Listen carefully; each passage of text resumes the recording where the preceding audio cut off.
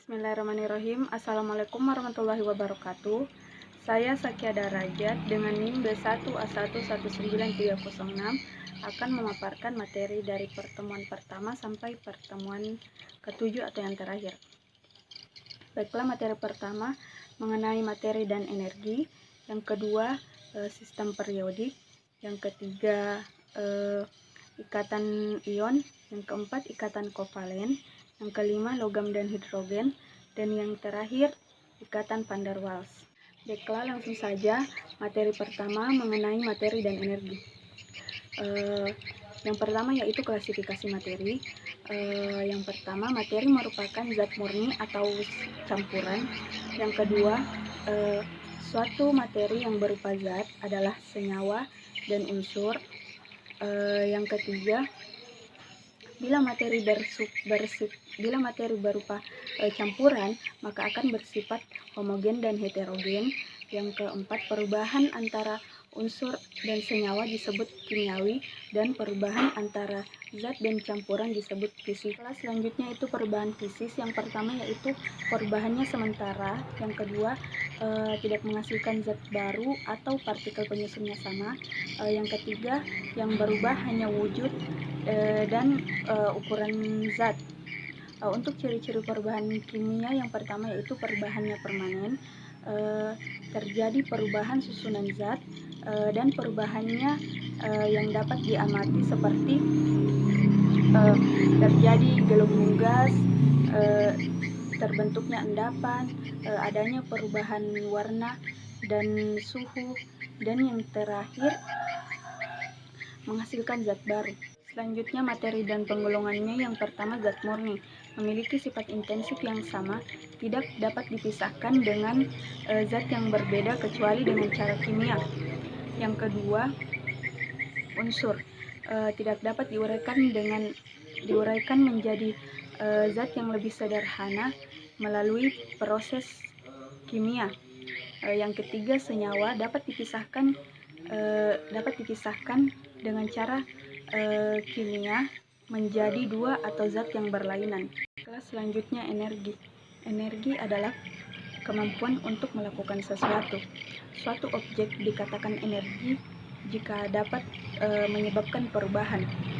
Energi berubah bentuk dari satu bentuk ke bentuk lainnya. Bentuk-bentuk energi, yang pertama energi mekanik, yang kedua energi bunyi, energi listrik, energi magnetik, energi panas, energi matahari, dan energi nuklir. Selanjutnya hukum kekekalan energi. Energi tidak dapat diciptakan dan dimusnahkan.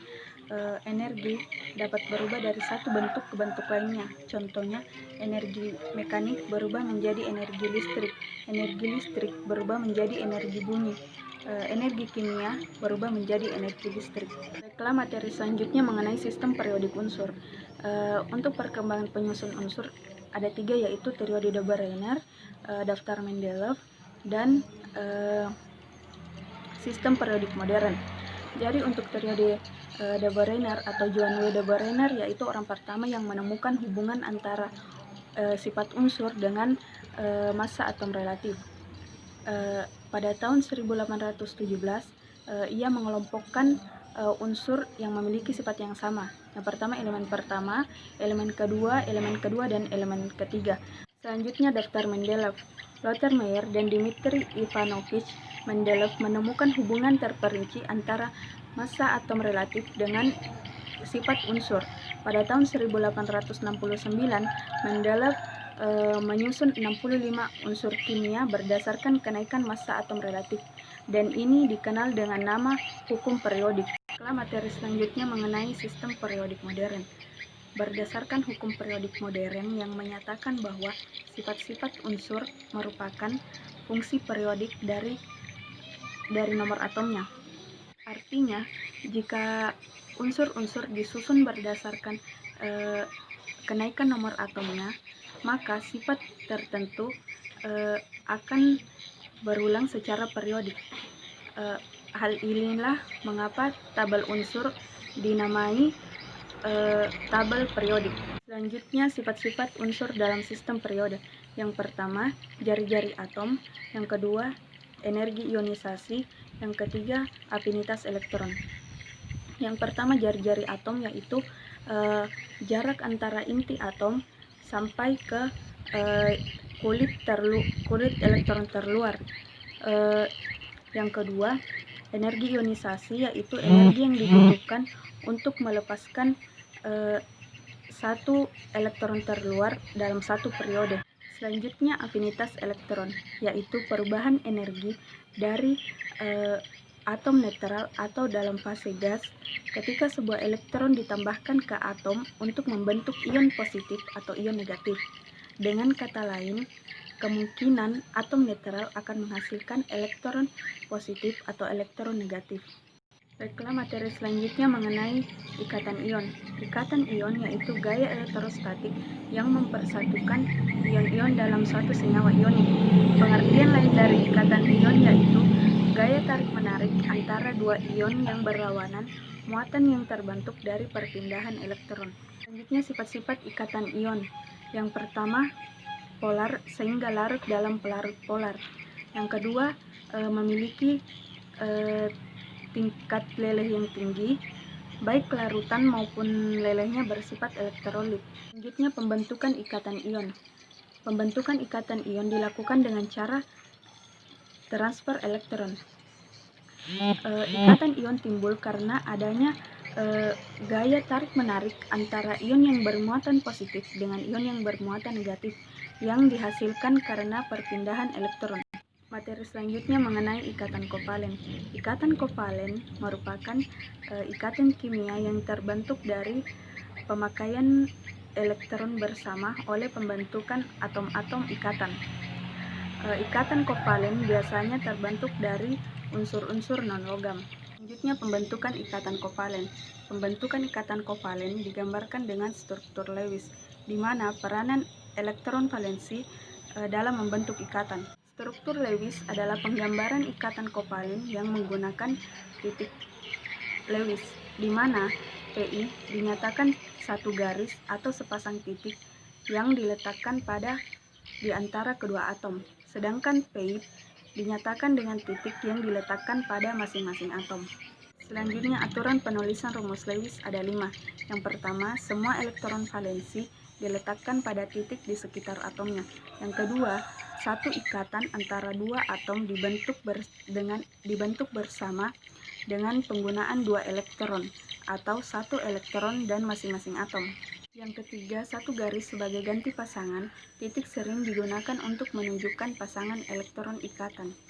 Yang keempat, elektron yang tidak digunakan untuk ikatan tetap sebagai elektron bebas, tetapi titik-titik tetap digunakan untuk menyimbolkan pasangan elektron bebas. Yang kelima, kecuali atom hidrogen atau yang memiliki dua elektron yang berkaitan. Atom umumnya memiliki 8 elektron untuk memenuhi aturan oktet. Selanjutnya, macam-macam ikatan kovalen. Yang pertama, polarisasi ikatan kovalen. Yang kedua, berdasarkan kepolaran ikatan. Ikatan kovalen dibagi menjadi dua. Yang pertama yaitu ikatan kovalen polar dan ikatan kovalen nonpolar. Ikatan kovalen polar yaitu ikatan kovalen yang Pi-nya cenderung tertarik ke salah satu atomnya yang berkaitan. Ciri-ciri ikatan kovalen polar yang pertama, senyawanya terbuat dari unsur yang berbeda, tidak simetris, adanya pasangan elektron bebas pada atom pusar. Selanjutnya, ciri-ciri senyawa polar. Yang pertama, larut dalam air dan pelarut polar lainnya. Yang kedua, memiliki kutub positif dan negatif akibat tidak meratanya distribusi elektron. Dan yang ketiga, memiliki pasangan elektron bebas apabila molekulnya diketahui dan memiliki perbedaan keelektronegatifan. Selanjutnya, ikatan kovalen nonpolar. Ikatan kovalen nonpolar yaitu ikatan kovalen di mana elektron-elektron yang membentuk ikatan menghabiskan waktu untuk berputar-putar dan berkeliling di sekitar atomnya. Jika Pi atau pasangan elektron ikatan tertarik sama kuat ke semua atom. Selanjutnya, ciri-ciri ikatan kovalen nonpolar. Yang pertama, senyawanya terbentuk dari unsur yang sejenis. Yang kedua, jika unsurnya sama, jika unsurnya tidak sama tetapi simetris, termasuk nonpolar. Yang ketiga, tidak memiliki pasangan elektron bebas pada atom pusat. Selanjutnya, ciri-ciri senyawa nonpolar yang pertama, tidak larut dalam air atau pelarut polar lainnya, tidak memiliki kutub positif dan negatif akibat meratanya distribusi elektron. Dan yang ketiga, tidak memiliki pasangan elektron bebas atau memiliki keelektronegatifan yang sama. Selanjutnya, materi mengenai ikatan logam dan hidrogen. Jadi ikatan logam yaitu ikatan yang terjadi antara atom logam dengan 8 atau 12 logam lainnya. Misalnya, ikatan yang terjadi antara logam Na dengan 8 logam Na lainnya. Sifat-sifat logam dapat ditempa, dibengkokkan, direntangkan, dan tidak rapuh. Sifat mengkilap, daya hantar listrik, daya hantar panas, titik didih dan titik lelehnya tinggi. Selanjutnya, klasifikasi ikatan logam. Yang pertama yaitu ikatan logam menurut golongannya. Ada dua, yaitu ikatan logam pada unsur transisi dan ikatan logam pada unsur golongan utama. Yang kedua, klasifikasi ikatan logam menurut penyesuaiannya. Yang pertama yaitu ikatan logam antar unsur sejenis dan ikatan logam antar unsur yang berbeda jenis. Selanjutnya, faktor-faktor yang mempengaruhi ikatan logam. Yang pertama yaitu titik didih dan titik leleh, jari-jari atom, jumlah elektron valensi, dan bilangan koordinasi. Contoh ikatan logam yaitu ikatan logam natrium dan ikatan logam magnesium. Selanjutnya, mengenai ikatan hidrogen.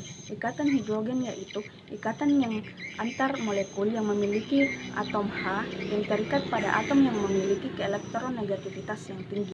Selanjutnya, sifat-sifat hidrogen. Yang pertama yaitu tidak berbau, tidak berasa, dan tidak berwarna, mudah terbakar, terdapat lebih banyak di bumi dalam bentuk persenyawaan, titik didih dan titik leburnya sangat rendah.